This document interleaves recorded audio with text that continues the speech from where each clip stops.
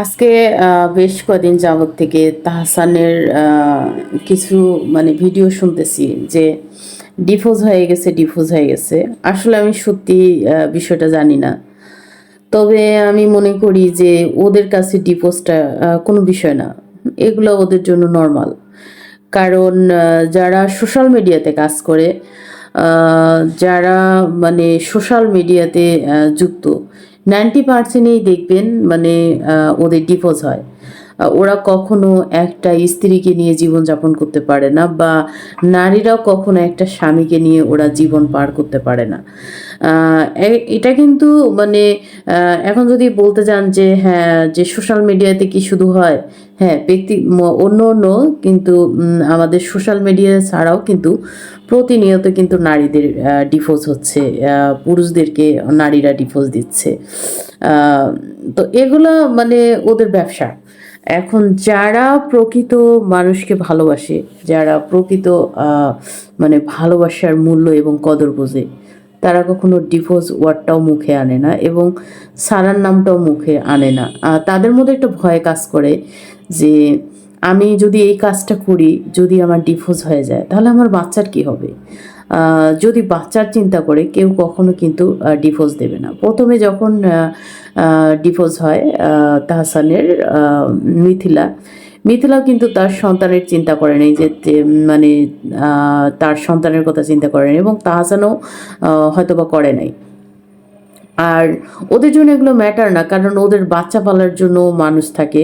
তো ওদের এগুলো চিন্তা হয় না। ওরা দেখা যায় যে বাচ্চা ১০ দিনের জন্য ফালায়া কোথাও গিয়ে থাকতে পারে। বাট আমাদের মতো সাধারণ মানুষের দ্বারা কখনো সম্ভব হয় না যে আমরা বাচ্চাকে রেখে কোথাও গিয়ে আমরা ঘুরে আসি, বা আমরা কারো উপর ডিপেন্ডেন্ট হতে পারি না। আর ওদের সোশ্যাল মিডিয়াতে ওরা যেহেতু কাজ করে, ওদের টাকা পয়সার অহরহ। ওরা মানে কারো উপর ডিপেন্ডেন্ট না। ওরা টাকা ছিটাইলেই কিন্তু অনেক কিছু পেয়ে যায়। বাট আমরা সেটা কিন্তু পাই না।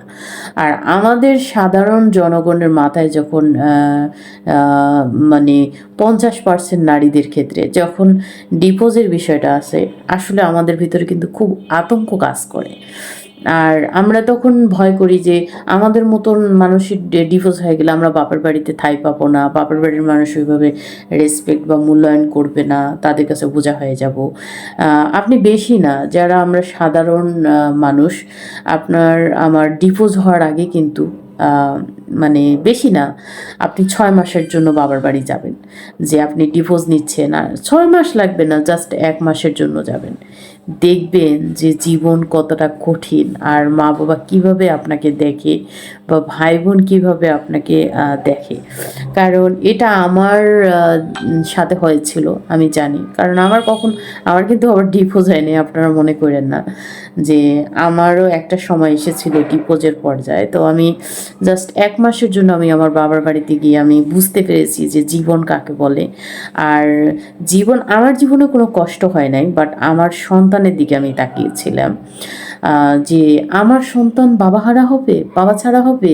আমি থাকবো এখানে, তার বাবা থাকবে এখানে, আমার সন্তান একবার যাবে ওইখানে, একবার এইখানে। এ মানুষের ধাক্কা খাবে? এটা কখনো হতে পারে না। যত কষ্ট হোক, শুধু আমারই হোক, আমার সন্তানের যেন না হয়।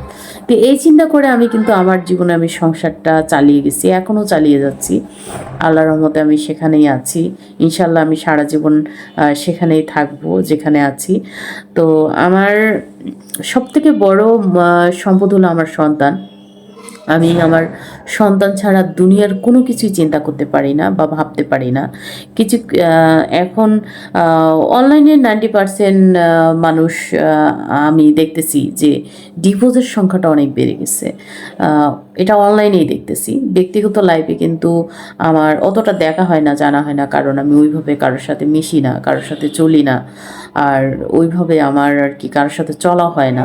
তো সোশ্যাল মিডিয়াতে না আসলে হয়তোবা অনেক কিছুই জানা হতো না। আসলে এখানে আসার পর আমি অনেক কিছু জানতে পেরেছি, বুঝতে পেরেছি, শিখতে পেরেছি। তো তাহসানের কথাটা আমরা সবাই না আলোচনা করি। কারণ এটা ওদের ব্যক্তিগত ব্যাপার। কারণ কাউকে হেউ করে না দেখাটাই ভালো। কারণ আপনার আমার কপালে যে কখন কি আছে এটা আমরা আসলে কেউ বলতে পারি না। সো কাউকে ছোট করে কথা বলার কি দরকার? তো এমনও তো হতে পারে যে মিথিলা আবার তাহসানের সাথে মিলে যেতে পারে এবং যে তাহসানের যে সেকেন্ড ওয়াইফ হয়তোবা তার প্রেমিকের সাথে আবার মিলে মিলে যেতে পারে। হয়তোবা এটা ওদের মধ্যে একটা মানে এটা একটা চ্যালেঞ্জ চলতে পারে।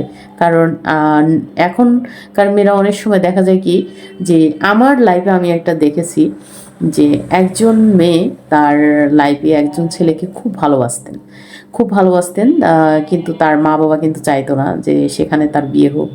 তো যাই হোক, অনেক করে আর কি মেয়েটার মা বাবা পছন্দ করে বিয়ে দেয়। দেখেন গিয়ে কিন্তু সেখানে একটা বাচ্চাও হয়েছিল। বাচ্চা হওয়ার পর তার মধ্যে কিন্তু টেন্ডেন্সি ছিল তার বউ হবেই, সে হবে।